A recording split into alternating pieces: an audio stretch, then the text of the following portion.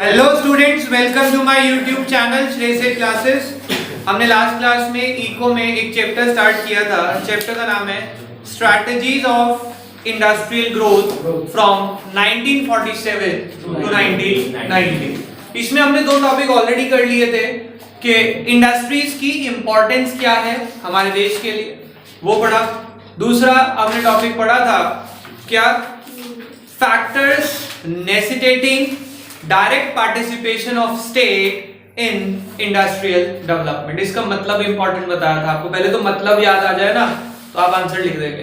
क्या है कि पब्लिक सेक्टर की इंपॉर्टेंस क्या थी, क्या जरूरत थी, इंपॉर्टेंस नहीं, क्या रीजंस थे पब्लिक सेक्टर को इन्वॉल्व करने के लिए किसमें, इंडस्ट्रियल डेवलपमेंट। यानी इंडस्ट्रियल डेवलपमेंट में जो पब्लिक सेक्टर है उसका होना जरूरी क्यों था। तीन रीजन हमने पढ़े थे। Lack of capital, lack of what, lack of capital. दूसरा रीजन क्या था, क्यों हम पब्लिक सेक्टर को लाना चाहते थे, लोअर इंड्यूसमेंट टू इन्वेस्टमेंट, कि जो इन्वेस्टमेंट के लिए एनकरेजमेंट चाहिए था लोगों के अंदर वो नहीं था। और तीसरा ग्रोथ विद सोशल जस्टिस। हम चाहते थे कि ग्रोथ तो हो बट सोशल जस्टिस का भी ध्यान रखा जाए, इसीलिए पब्लिक सेक्टर का होना जरूरी था। क्योंकि प्राइवेट सेक्टर आ जाता तो सोशल जस्टिस पूरी तरह से इग्नोर हो जाता। तो यहां तक हमने ऑलरेडी लास्ट क्लास में कवर कर लिया था। आज हम कवर करते हैं industrial policy 1956, IPR 1956, industrial policy resolution. कब आया था बेटा ये, 1956 में। और कौन से 5 ईयर प्लान में था, हमने पहले पढ़ा था सेकंड 5 ईयर प्लान में आया था ये। अब इस पॉलिसी रेजोल्यूशन के 3 पॉइंट्स हैं। सबसे पहला थ्री फोल्ड क्लासिफिकेशन। बेटा ध्यान से समझेंगे, थ्री फोल्ड क्लासिफिकेशन का मतलब क्या है यहाँ पे, कि हमारी जो आईपीआर आई थी, इंडस्ट्रियल पॉलिसी रेजोल्यूशन, उसमें 3 चीजें बहुत ध्यान दी गई थी। सबसे पहला तो मेजर रोल कौन से सेक्टर को दिया गया था, पब्लिक सेक्टर को। Private sector was given a secondary role, private sector was given a secondary role. और तीसरा पॉइंट बताया था कि कुछ इंडस्ट्रीज हमने रखी किसके पास, पब्लिक और प्राइवेट जो कंबाइंड चलाएंगी और जिसमें मेजर पार्टिसिपेशन पब्लिक सेक्टर का रहेगा। समझ रहे हैं, ऐसे 3 क्लासिफिकेशन किए थे। पहला, पब्लिक को जो है, पब्लिक सेक्टर की जो इंडस्ट्रीज है वो पूरा कंट्रोल उनके हाथ में दिया। जो प्राइवेट सेक्टर की हैं उसमें लाइसेंसिंग वगैरह रख दी, और जो दोनों कंबाइंड होल्ड कर रहे हैं उसमें भी मेजर पावर किसको दे दी। एक बार रीड करते हैं। Industries were classified into 3 categories. Number 1, those which would be established and developed exclusively as public sector enterprise. कह रहे कुछ तो एक्सक्लूसिवली पब्लिक सेक्टर के लिए रख दिया, यानी गवर्नमेंट सेक्टर के लिए। दूसरा, those which were established and developed as private sector and public sector combined, public sector was given main role and private sector was given secondary role. कह रहे जो combined है ना उसमें भी मेजर रोल किसका है, पब्लिक सेक्टर का। और last, all industries other than first and second category were left over with private sector. कह रहे जो ऊपर कवर नहीं हो पाई उन्हें हमने प्राइवेट सेक्टर में कवर कर दिया। Is it okay? आगे चलते हैं। नेक्स्ट पॉइंट हमारा आईपीआर का, इंडस्ट्रियल लाइसेंसिंग। बेटा हमने पढ़ा था कि जो इंडस्ट्रीज प्राइवेट सेक्टर को दी हैं, कितनी इंडस्ट्रीज दी थी, 12 इंडस्ट्रीज, उनमें भी लाइसेंसिंग कंपलसरी कर दी थी।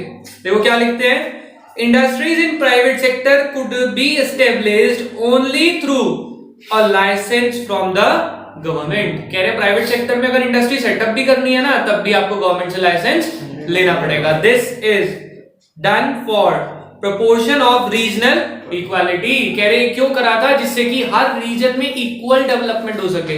वरना क्या होगा कि सब लोग अपनी इंडस्ट्री कहां सेटअप करना चाहेंगे, जहां पे पॉपुलेशन ज्यादा होगी। कह रहे इसीलिए गवर्नमेंट ने लाइसेंस कंपलसरी कर दिया। एक एरिया में अगर 2 इंडस्ट्री लग गई ना तो वहां पे तीसरी इंडस्ट्री का लाइसेंस नहीं देती थी सरकार, कहती लगानी है दूसरे एरिया में लगाओ। वरना क्या होगा, एक ही एरिया में डेवलपमेंट होगी और बाकी एरिया अनडेवलप्ड रह जाएंगे। समझ आ गया दूसरा रीजन। तीसरा आईपीआर में क्या लिखा, इंडस्ट्रियल कंसेशन। कंसेशन मतलब समझते हैं, रिलीफ। इंडस्ट्रीज को कुछ रिलीफ, कुछ बेनिफिट दिए सरकार ने, जैसे कि टैक्स हॉलिडे। टैक्स हॉलिडे का मतलब क्या है कि आपको टैक्स से माफी दे दी 3 या 5 साल के लिए, या फिर इलेक्ट्रिसिटी बिल माफ कर दिया, या इलेक्ट्रिसिटी को सब्सिडाइज रेट पे सप्लाई कर रहे हैं। क्यों? क्योंकि उनको प्रमोट करना चाहते हैं, बट उन्हें एक बात कहेंगे कि इंडस्ट्री सेटअप करना इन अ बैकवर्ड एरिया। देखो क्या लिखते हैं, the private entrepreneurs were offered many type of industrial concession. कह रहे प्राइवेट सेक्टर को बहुत सारे तरह के इंडस्ट्रियल कंसेशन दिए गए, like tax holiday, subsidised power supply for establishing industries in a backward region of the country to promote regional equality, जिससे रीजन में क्या बनी रहे, इक्वालिटी बनी रहे। क्लियर हो गई बात? तो आईपीआर के 3 फीचर, पहला 3-fold क्लासिफिकेशन, दूसरा इंडस्ट्रियल लाइसेंसिंग और फिर इंडस्ट्रियल कंसेशन। तीनों पॉइंट बहुत इजी है, आईपीआर इतनी ही है हमारी, और मोस्ट इंपॉर्टेंट है एग्जाम के लिए, तो इजीली इसको याद कर लेना। ठीक है, 3 छोटे छोटे से point, 3-fold classification, industrial licensing और industrial concession. Next, development of small scale industry. बेटा स्मॉल स्केल इंडस्ट्री कौन सी होती है? अगर हम आज की डेट के हिसाब से बात करें तो ऐसी इंडस्ट्री जिसमें इन्वेस्टमेंट 5 करोड़ से कम है, वो स्मॉल स्केल की कैटेगरी में आती है। और अगर हम इंडिपेंडेंस की बात करें, वो इंडस्ट्री जिसमें इन्वेस्टमेंट 5 लाख रुपए से कम थी, वो हमारी स्मॉल स्केल की डेफिनेशन में आती थी। तो पढ़ते हैं एक बार इसका इंट्रोडक्शन, यही लिखा है इसमें, a small scale industry is presently defined as the one whose investment does not exceed 5 crores, full stop, at the beginning of planning was the one whose investment does not exceed 5 lakh. Is it clear? तो बहुत simple सी definition दी है इसकी। इसके बाद इसके features, पहला feature लिखा है एसएसआई का।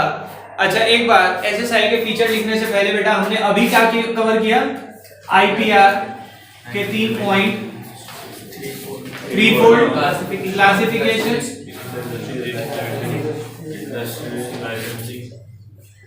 इंडस्ट्रियल लाइसेंसिंग,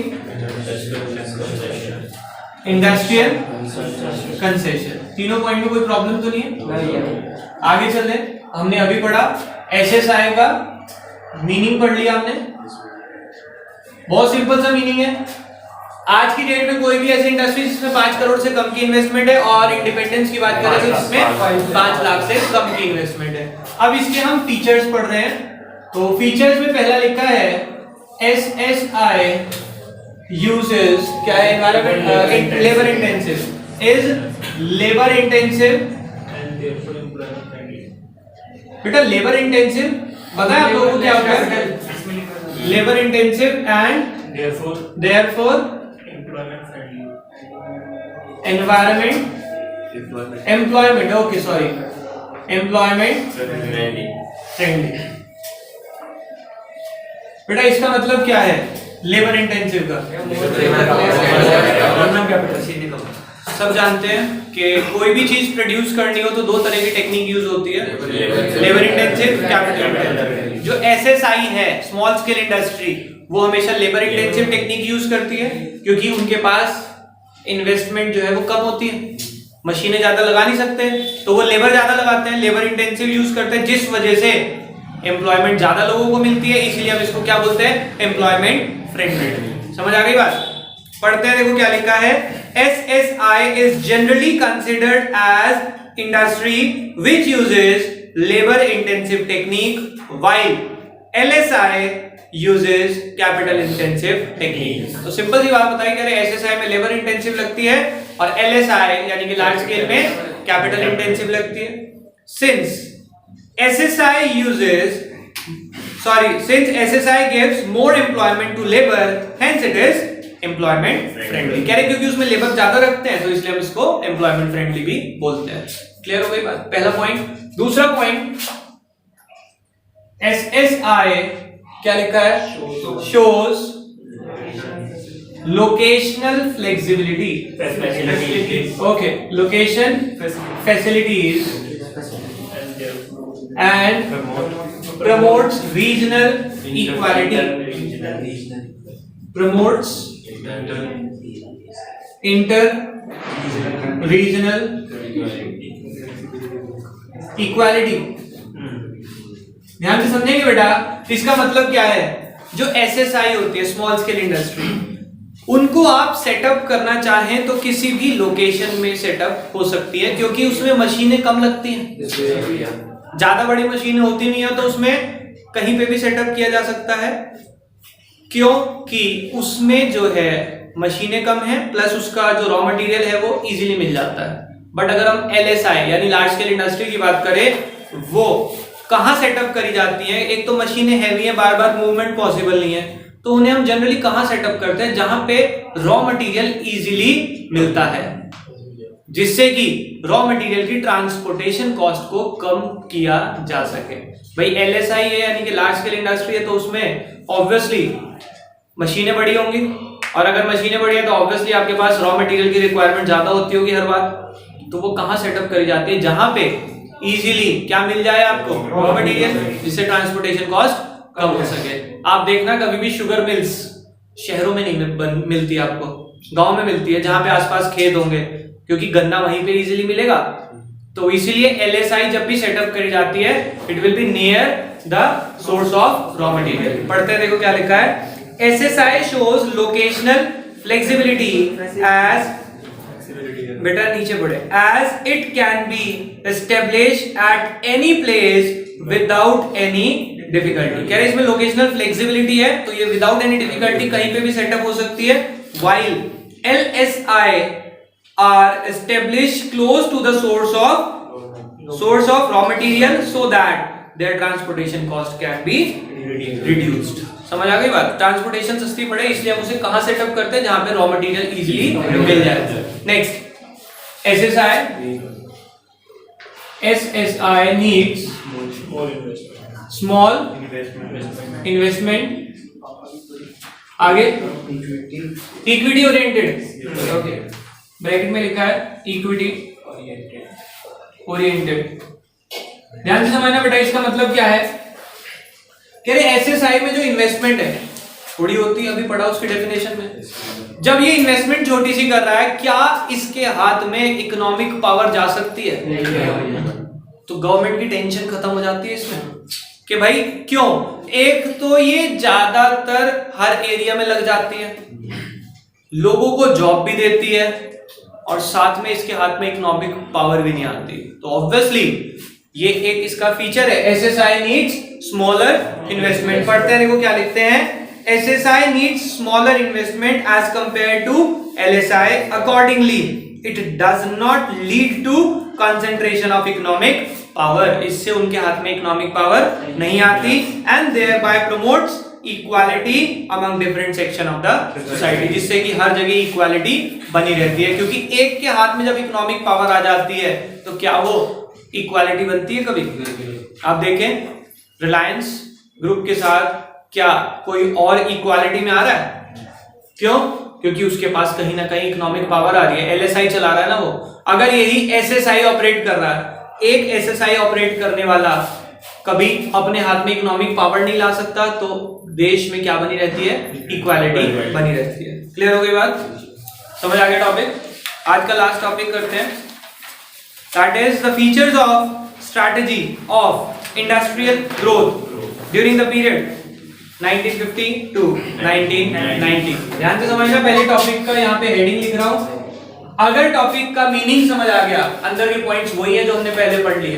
पहले टॉपिक का मतलब समझते हैं, क्या है? Features of strategy of industrial growth, industrial policy है ग्रोथ, इंडस्ट्रियल ग्रोथ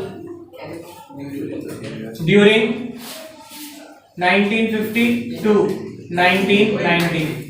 देखिए बेटा ध्यान से समझेंगे, हमारी गवर्नमेंट ने जब हम इंडिपेंडेंट हुए थे, उन्होंने सबसे पहला फोकस इसी पे किया था कि हमारे देश में इंडस्ट्रीज ग्रो करें, क्योंकि उन्हें पता था कि अगर देश की ग्रोथ करानी है तो इंडस्ट्री का सेटअप होना बहुत जरूरी है। अब इंडस्ट्री की ग्रोथ कराने के लिए कुछ स्ट्रैटेजी बनाई हुई गवर्नमेंट ने। क्या स्ट्रैटेजी फॉलो करी थी हम पढ़ चुके हैं। पब्लिक एंटरप्राइज को मेन फोकस किया था, और भी कुछ काम किए थे हमने पिछले टॉपिक में पढ़ लिया।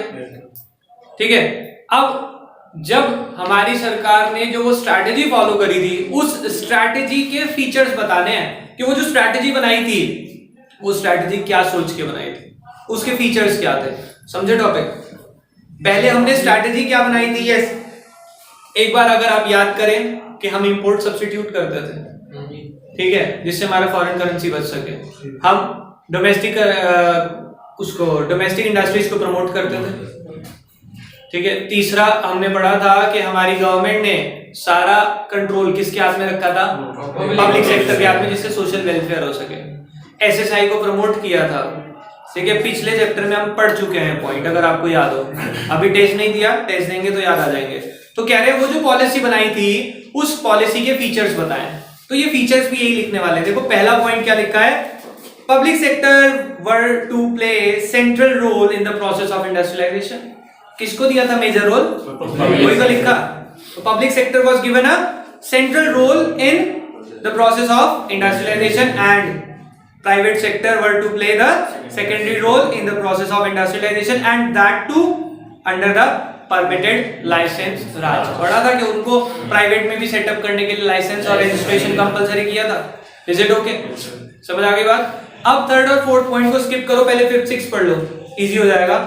LSI were developed with a view to build infrastructure base for the country। कह रहे LSI बनाई तो थी पर सिर्फ किसके लिए? इंफ्रास्ट्रक्चर के लिए। लाइक हमने रोडवेज बनाई, रेलवेज को इम्प्रूव किया, कुछ इंडस्ट्री सेटअप करी जो हमारे इंफ्रास्ट्रक्चर के लिए जरूरी थी, उनके लिए हमने LSI बनाई। एंड बाकी रोल किसको दिया? SSI को प्रोटेक्ट किया था। वो फिर 6 पॉइंट पढ़े। SSI industries were developed with a view to achieve objective of employment and equity। कह रहे हमने SSI बनाई क्यों? जिससे लोगों को नौकरी मिल सके और साथ साथ हमारे देश में क्या फैल सके? इक्विटी। 4 पॉइंट समझ आए? क्या 4 पॉइंट थे हमारी स्ट्रैटेजी जो हमने ग्रोथ की फॉलो करी थी 1950 से 90 के लिए? जो स्ट्रैटेजी थी उसके 4 फीचर कर लिए। पब्लिक सेक्टर को मेजर रोल दिया, प्राइवेट सेक्टर को सेकेंडरी रोल दिया and that too with licence. ठीक है, थर्ड हमने किया क्या? जो हमने किया LSI were given were developed but for infrastructure base only, infrastructure का बेस बनाने के लिए। And SSIs were promoted with a view to achieve employment and equity. SSI को प्रमोट किया था। क्लियर? अब हम आते हैं थर्ड पॉइंट पे। The process of industrialization were focused on import substitution। कह रहे जो इंडस्ट्रीज थी उसको बनाने का मेन मोटिव क्या था? कि हम इंपोर्ट को सब्स्टिट्यूट कर सकें, और उसको सब्स्टिट्यूट करने के लिए हमने क्या किया? And for achieving self reliance as well as economise the use of foreign exchange. कह रहे इंपोर्ट सब्स्टिट्यूट क्यों करना चाहते थे? जिससे कि हम एक तो सेल्फ सफिशिएंट हो जाए और दूसरा हमारी फॉरेन करेंसी भी बच जाए। समझ रहे हैं? इंडस्ट्रीज को सेटअप करने के 2 रीजन थे। क्या? एक तो हम दूसरे के ऊपर डिपेंडेंट ना रहे, सेल्फ सफिशिएंट हो जाए, और दूसरा हमारा फॉरेन एक्सचेंज सेव हो जाए, रिजर्व बन जाए उसका। क्लियर हो गई बात? लास्ट पॉइंट, डोमेस्टिक इंडस्ट्रीज को प्रोटेक्शन दी थी। यस, इधर समझे कैसे दी थी प्रोटेक्शन? 2 तरह से। यस यस, दोनों पॉइंट इसने बोले, बट सेकंड पॉइंट में थोड़ा सा दिमाग अटका।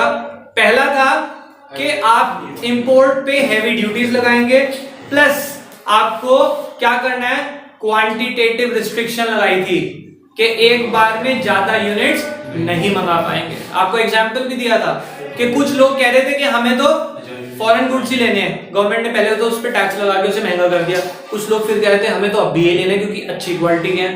गवर्नमेंट ने कहा ठीक है, एक साल में एक कंपनी 100 या 500 यूनिट से ज्यादा नहीं मंगा पाएगी, उसके ऊपर रिस्ट्रिक्शन लगा दी थी, जिससे कि हमारी इंडस्ट्रीज को प्रोटेक्शन मिल सके, इंडिया के बने हुए गुड्स ज्यादा बिके। क्लियर हो गई बात? तो देखो क्या लिखा है, domestic industries were protected from foreign competition by imposing heavy duties on import and fixation of import quota. Import quota पे लिमिट लगा दी थी। क्लियर हो गई बात? तो हमारी जो स्ट्रैटेजी थी 1950 से 1990 तक, उस स्ट्रैटेजी के फीचर्स 6 हैं। अब मैं वो बोल रहा हूं, एक बार सीक्वेंशियली सुनेंगे फिर आप याद करेंगे।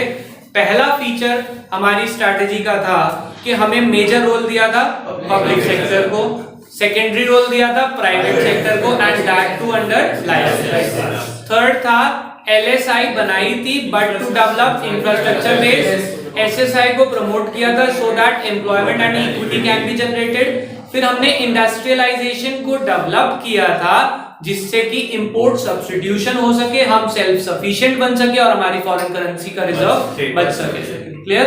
फिर हमने अभी लास्ट पॉइंट पढ़ा कि अपनी इंडस्ट्रीज, डोमेस्टिक इंडस्ट्रीज को प्रोटेक्शन देने के लिए हमने इंपोर्ट पे क्या लगाई थी, हैवी ड्यूटी, और साथ साथ फिक्सेशन ऑफ इंपोर्ट कोटा लगा दिए थे कि इससे ज्यादा क्वांटिटी नहीं मंगा पाए।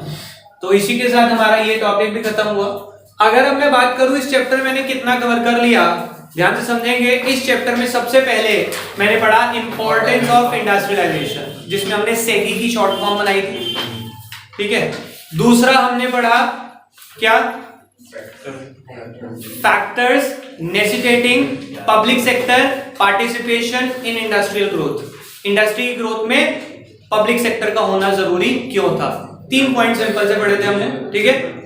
फिर हमने पढ़ा आज IPR, उसके 3 फीचर, SSI उसके 3 फीचर, और फिर इसके बाद features of strategies of industrial growth from 1950 to 1990। इसके बाद सिर्फ एक टॉपिक हमारा बचता है, good and bad impacts of किसके, इंडस्ट्रियलाइजेशन। एक टॉपिक बचता है चैप्टर ओवर, तो बहुत ही छोटा सा चैप्टर है, प्लीज इसे साथ साथ याद कर लें। इसका बहुत जल्दी टेस्ट होगा, तो बाकी करेंगे नेक्स्ट क्लास में। अभी के लिए बाय बाय।